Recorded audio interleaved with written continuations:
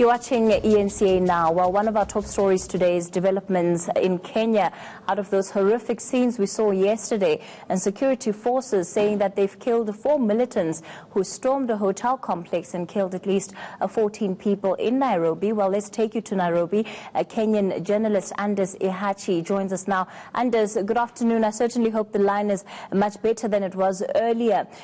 You are in Riverside right now. Give us a state of how things are this afternoon there.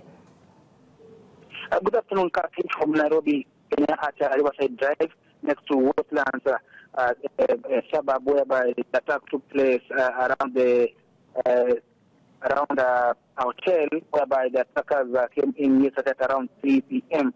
But around today, 10 a.m.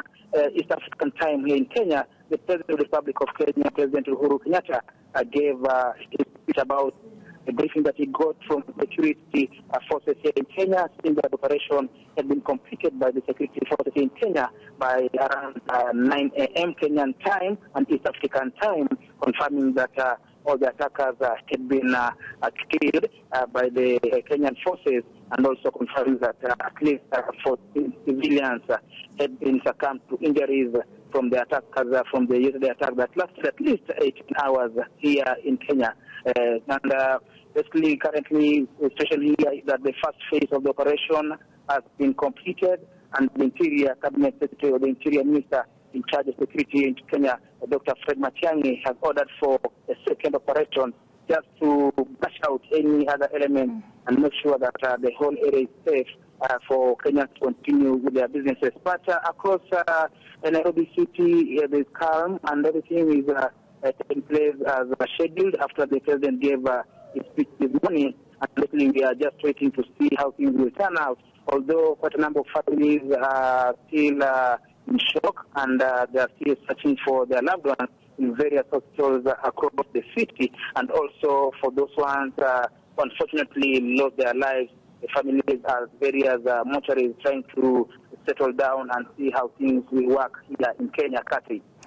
From what you're able to see, has there been enough support for those families who you're talking about who are still searching for their loved ones following what happened yesterday? And also, how long is that place going to stay under lockdown for?